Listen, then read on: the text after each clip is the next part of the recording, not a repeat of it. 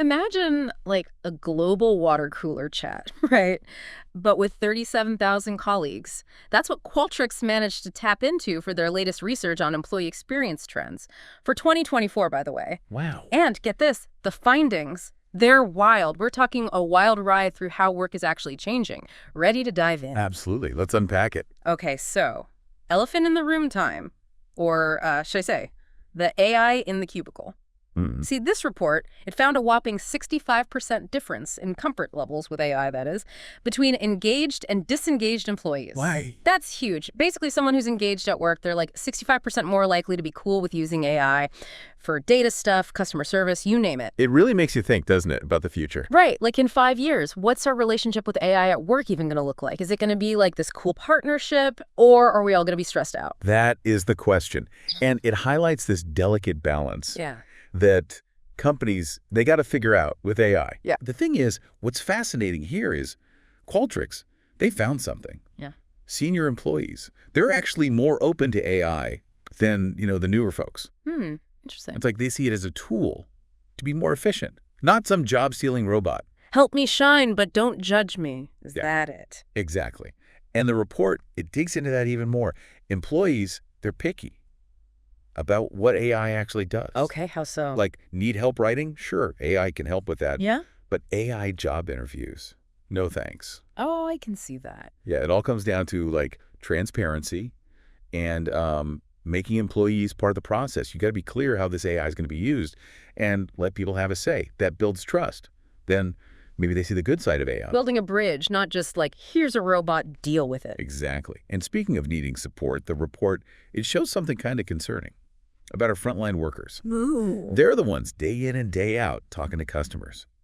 But they feel the least supported, the least heard. Really? Even with all the emphasis on customer experience these days? Yeah, it's true. In fact, there's this 10-point gap compared to people not on the front lines when you look at trusting their bosses. That is 10 points. That's pretty big. What's behind that, do you think? honestly, it often boils down to communication or the lack of it. Like there's this disconnect between the big decision makers and those on the front lines actually doing the work. Right. Imagine it. You're dealing with customer issues constantly or processes that just don't work. But it's like no one's listening. Your feedback disappears. That's got to be rough. It's not just about feeling heard either. It impacts the whole experience. The report, it says these workers, they're less likely to be happy with their pay, their benefits, even their career path. So it's like a double whammy. Exactly. They don't feel heard. Yeah. They don't feel valued, like for real. Qualtrics, they had this suggestion, though. What about frontline feedback Fridays? Where managers, every week, they have to address the stuff their frontline staff brings up. I love that. Shows you're listening. And, even more importantly, that you're actually going to do something about it. Speaking of feeling valued, this whole support thing, it's like, it's not just the frontline, right? Right. New hires, they're feeling it too. Oh, absolutely. Remember, like, way back when starting a new job, it was exciting, that whole honeymoon phase. Right. The optimism. New beginnings. Well, this report, is saying those days might be over. Right. Sadly, yeah. Employees who've been at their job, like, less than 6 months. Lowest intent to stay out of everyone. Way lower, like 27 points below average. Wow. That says something about onboarding these days. Yeah. Especially with, everyone's remote or hybrid now. It's true. It's like companies, they've gotten so good at getting you in the door. Right. But then it's like they forget you need a reason to stay. And Qualtrics, they hit on this. Companies need to rethink onboarding. Big time. It's about integrating people into the culture, giving them support, especially right at the beginning. Those first few months are crucial. Totally. Because if you don't feel that support, why would you stay? Exactly. And there's something else at play here. Growth. Having a path forward. Employees, they value that highly. Makes sense. You don't want to feel stuck. Right. But here's the thing. Organizations, they're terrible at actually providing those growth opportunities. You're kidding. Nope. It's like ranked 20 out of 25 Yeah. in terms of how well they're actually doing it. So there's this huge disconnect Yeah, between what employees want and what they're actually getting. exactly.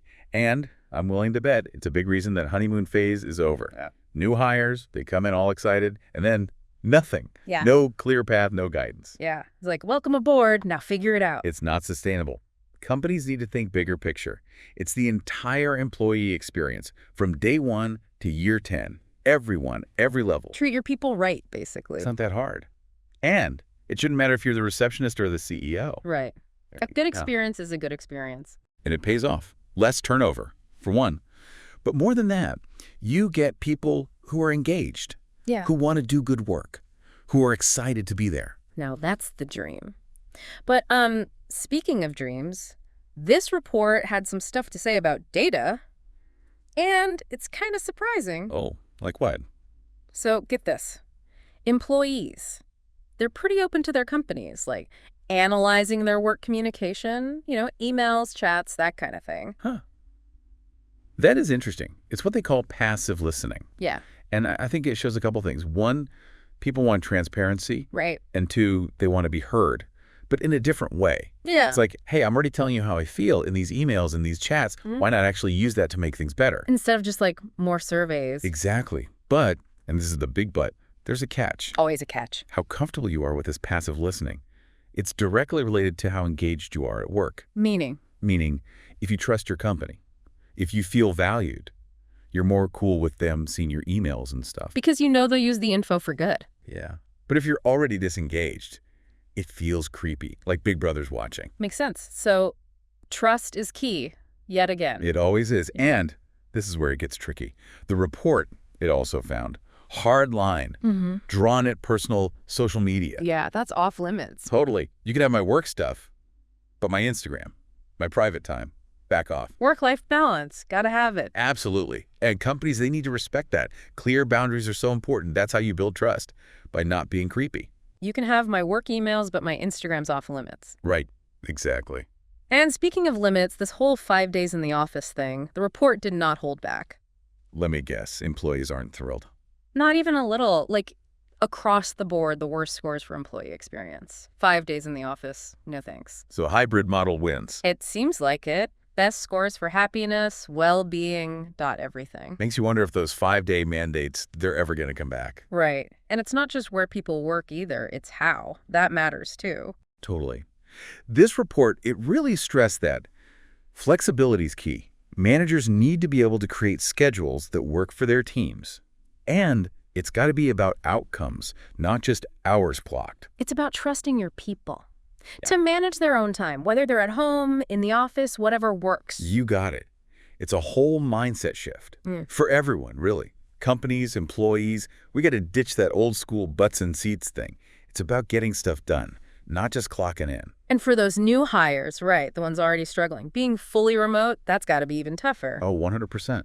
Think about it. New job's already a lot to handle. But fully remote?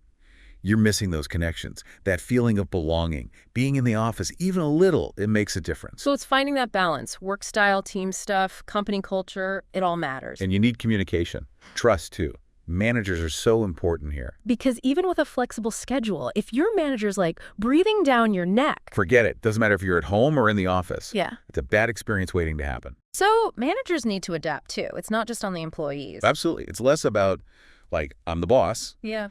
And more about guiding, supporting, They need different skills to make this whole hybrid thing actually work. Right. And companies, they had to provide that. Training, resources. Leaders need to know how to build trust, even virtually. How to make people feel connected, even when they're not in the same room. So much easier said than done, I'm sure. Oh, for sure. Yeah. It's an ongoing thing. This isn't like, okay, we're hybrid now, the end. It takes constant work. Feedback, technology, what the business needs. It's all changing all the time. Wild, isn't it? This whole new world of work. It really is. But, there's one thing this report really drove home, something that never changes. What's that? You got to listen to your people. And not just listen. Actually do something with what you hear. Close the loop. Yes. Yeah. And that doesn't mean, like, thanks for the feedback. Yeah. I think it goes in a drawer. Yeah. People need to see action. They need to know they matter. Otherwise, what's the point, right? Exactly. And yet, this report, it found a huge disconnect here. Like, 83% of the bosses, they think they're taking action on feedback, but only 43% of employees agree. Oof, that's a big gap. Huge. And it shows we've got work to do. Be more transparent. Show people how you're using their feedback. It builds trust. So it all comes back to trust. Surprise, surprise. But as we're figuring out this whole AI hybrid work-life balance puzzle, we can't forget about being human. Could have said it better myself.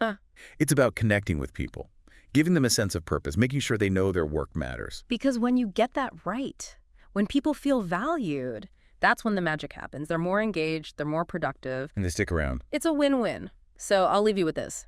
If your company was really listening, like really, truly listening to your work experience, what would you want them to hear? The stuff you might not say out loud. Now, that's a question worth pondering. Isn't it?